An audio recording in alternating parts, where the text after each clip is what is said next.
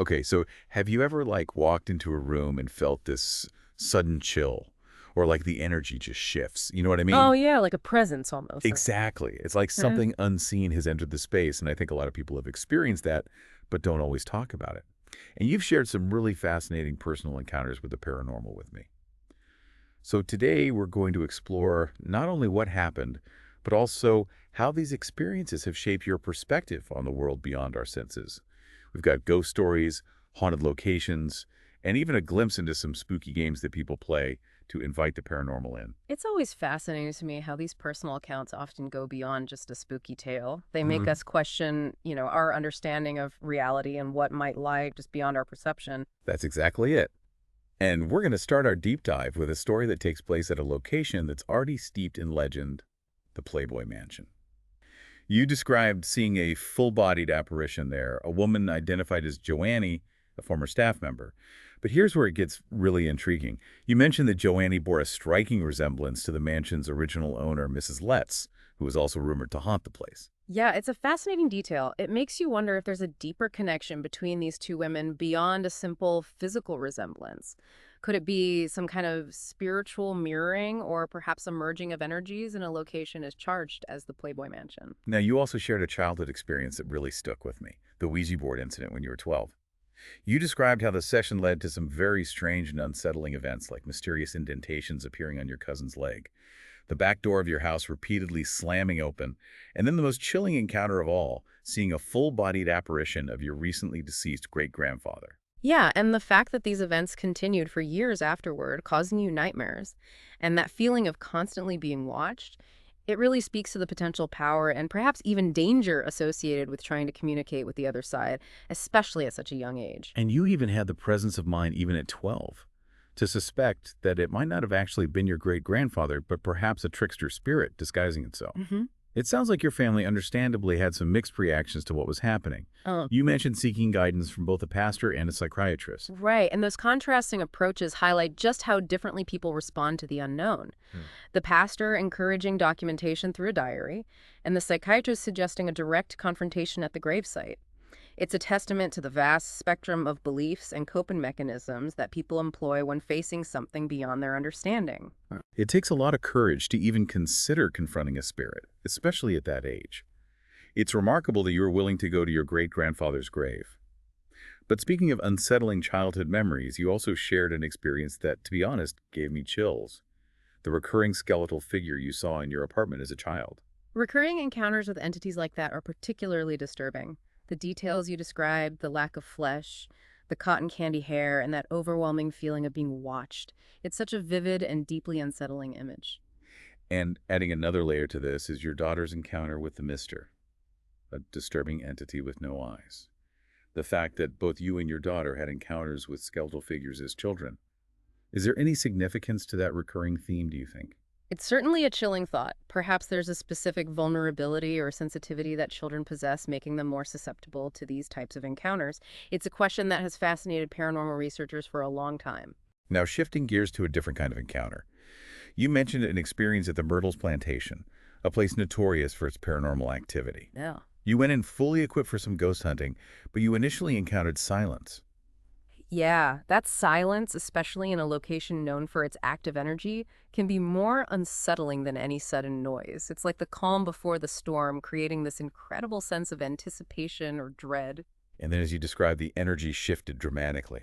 You heard the sounds of children running footsteps on the stairs and felt a heavy presence descend on the room. You even mentioned that your K2 meter, a device that measures electromagnetic fluctuations, lit up red. And all of this was happening while the sounds of frogs croaking in the nearby pond added to the already eerie atmosphere. It's fascinating how sensory overload in a charged environment like that can really amplify our fear, making it difficult to discern what's real and what's imagined, and then to have the energy shift again so abruptly, becoming lighter, almost as if you were being guided out. It suggests some intelligence at play, doesn't it? It's almost as if whatever was there decided you'd had enough for one night. And it seems that experience turned your husband from a skeptic into a believer. Sometimes personal experience is the most compelling evidence. It forces us to reevaluate our assumptions and consider possibilities we might have dismissed before. Yeah, it really does make you think what shifts in our own, perception or beliefs might occur when faced with the unexplainable. Absolutely. And speaking of the unexplainable, we were talking about paranormal games earlier. And, these games, while often shrouded in folklore and urban legend, they offer a fascinating glimpse into our enduring fascination with the unknown. It seems like there's this primal urge to test boundaries, to connect with something beyond our understanding, even if it means putting ourselves at risk. It's like a psychological tightrope walk, isn't it?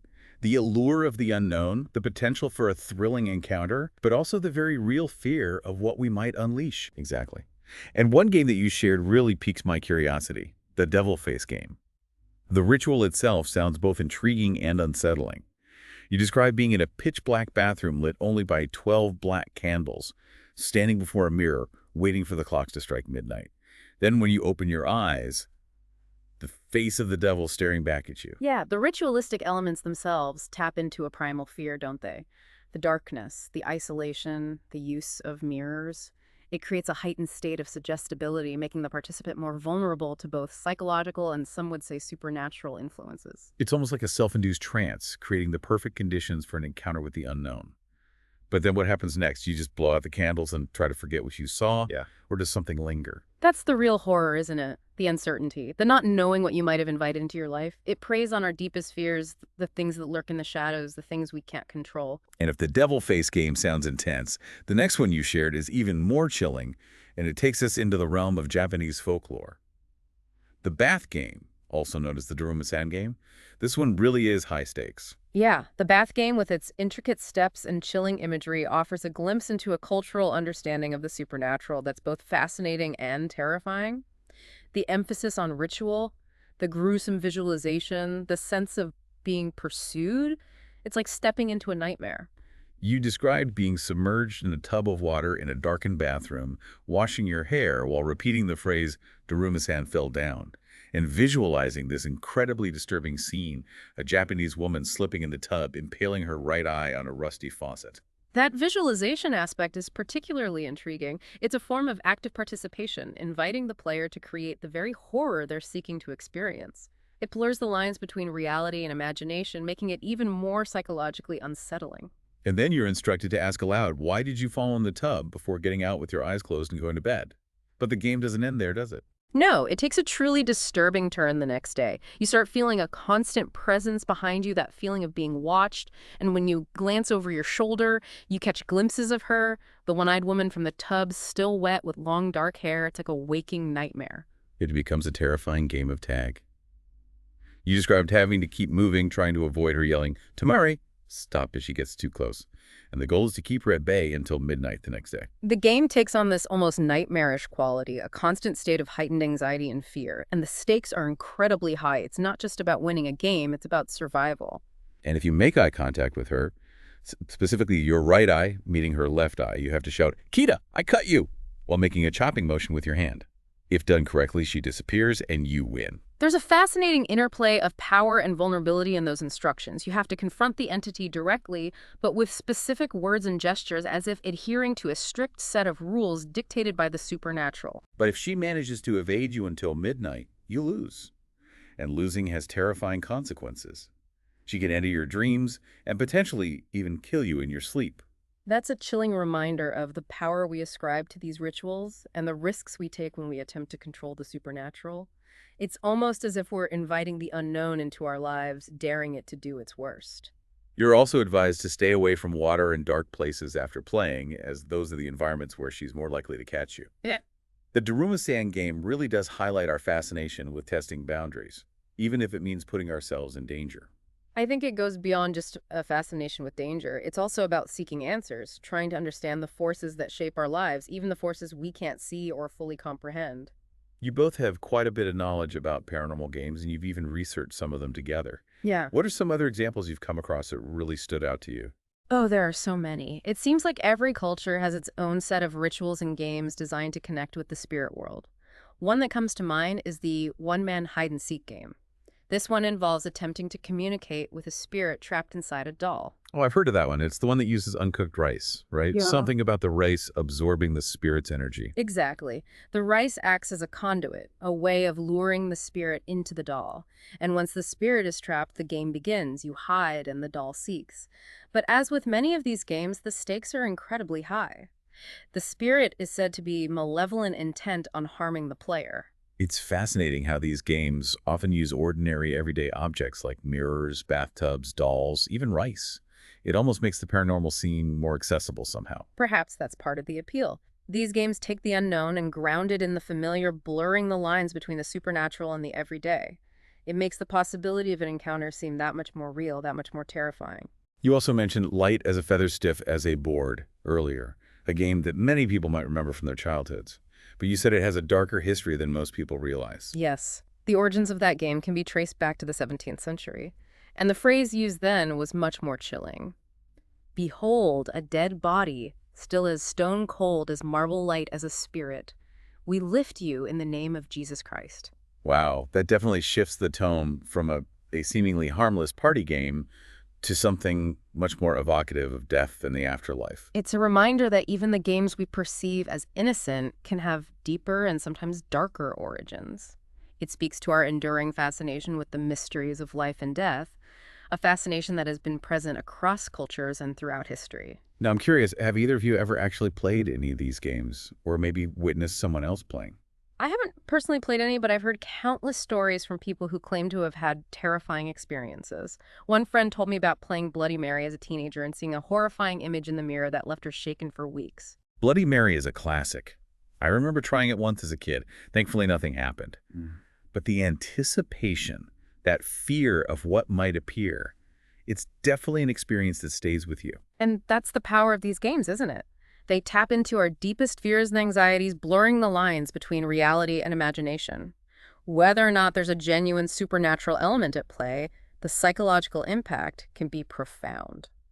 We've covered some pretty creepy territory today, from haunted mansions and unsettling childhood encounters to games that summon spirits and tempt fate. It really makes you wonder what other mysteries might be lurking just beyond our perception waiting to be discovered. Yeah, it's like we're constantly trying to, peek through a veil, trying to catch a glimpse of what's on the other side. But what if, and this is a thought that really sends shivers down my spine, what if we are the ones being observed? What if those who reside in the unseen realm are studying us, watching our every move? That's a chilling thought, isn't it? To consider that we might not be the only ones seeking answers, that we might be the subjects of some grand, incomprehensible experiment. It really is. It makes you realize just how much we don't know about the nature of reality and our place within it. Exactly. And it brings us back to that fundamental question. What lies beyond the veil of our everyday experience? These stories, these encounters with the unexplained, they challenge us to open our minds to the possibilities, to question our assumptions about the world and our place within it. Well, after this deep dive into your experiences, I think we all need a moment to process everything we've discussed. It's been a journey into the shadowy corners of human experience, a reminder that there's still so much we don't understand. It's a journey that never truly ends, does it? As long as we remain curious, as long as we keep asking questions, we'll continue to uncover new mysteries and challenge the boundaries of our understanding. You've been incredibly generous in sharing your personal experiences with us today, and I think it's safe to say that we've all gained a deeper appreciation for the complexities of the paranormal and the enduring human fascination with the unknown. And who knows, maybe some of our listeners have had similar experiences. Maybe this conversation will encourage them to share their stories, to contribute to our collective understanding of the world beyond our senses. I hope so. If you're listening and have a story you'd like to share, we'd love to hear from you. You can connect with us on social media or through our website. And if you found this deep dive into the paranormal intriguing, be sure to subscribe so you don't miss future episodes. We'll be exploring a wide range of topics that challenge our assumptions and expand our understanding of the world around us. Until next time, keep exploring, keep questioning, and keep those lights on.